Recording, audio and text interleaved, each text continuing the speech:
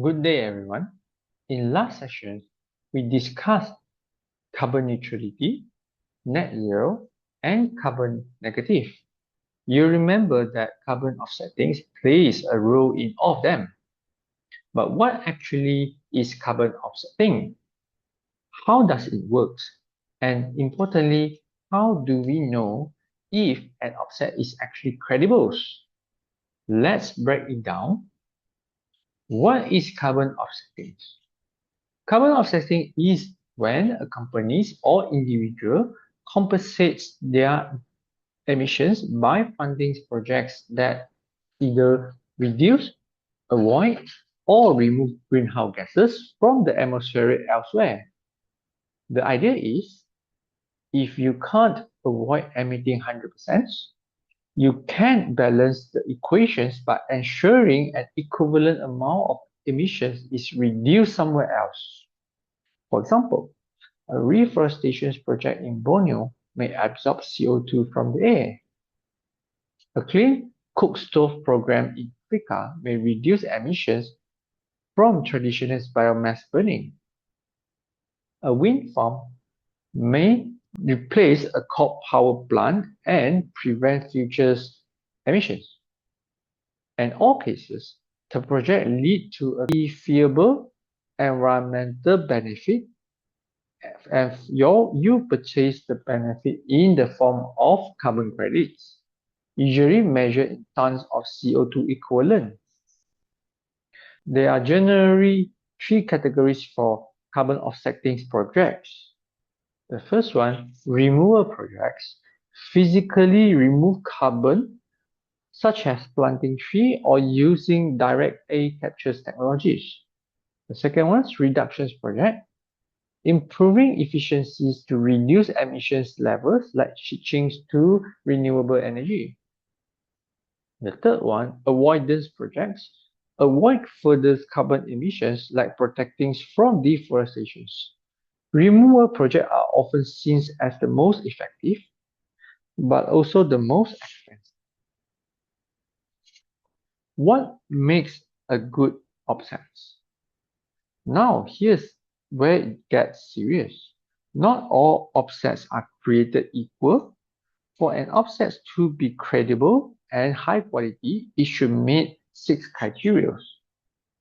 The first one, the measure of emissions reductions must be based on robust methods with a rigorous measurements, reporting, and verification systems.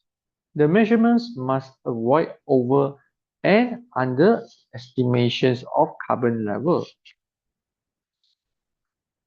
Additionally means that the GHG reductions and removal associated with a carbon credit without not have taken place without the resources provided by the project. It could be financial, technological, social, and ecological, and this could be difficult to determine as if these changes would have changed in a without project scenario. Evaluating additionality is complicated. In a forestry project, there could be questions like, would there be a forest without a carbon credit, or can the forest cover the loss be stopped by the financial incentive of carbon credits?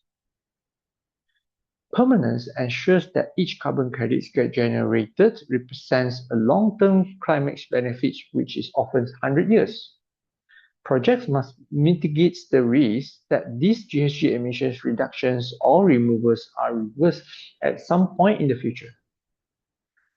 Leakage ensures that a project activity avoids and just do not simply display GHG emissions. Carbon leakage occurs when a farm causes an increase in GHG emissions outside the project boundary. Leakage can be prevented by managing, quantifying, and accounting for and compensating this shift with best practice across projects. Verifications determines if an emissions reductions and carbon sequestration has truly taken place as certified by third-party organizations.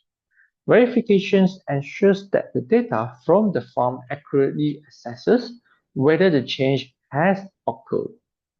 High-quality carbon offsets are certified and verified by reputable offset standards to ensure their authenticity. The different standards like the CIM, Gold Standards, and Vera provide oversight of the offsets projects and its GHG reductions. Carbon offsets credits must convey an exclusive claim to GHG reductions. If two companies are claiming the same reductions, they are double counting. The voluntary carbon market consists of several standards, which are the center of operations in the market, that acts as a market regulator, providing the certifications and issuance of the carbon credits, but also safeguarding the quality and credibility of the credits. These standards include a complete set of rules, requirements, and methodologies. They lead regulatory procedures and validations and verification systems, which is usually outsourced by third parties. Some of the most non-VCM standards are Vera, Gold Standards, American Carbon Registry, Climate Action Reserve. If a project is verified under these schemes, it's more likely to be trustworthy. But here's the cautions. While carbon offsetting can be part of a climate strategy, it must not become an excuse to avoid reducing real emissions. This is called greenwashing, giving a false impression of sustainability. Some companies proudly say we are carbon neutral, but if they are not actively cutting emissions and are just buying cheap offsets, they are not solving the problem. They are outsourcing it.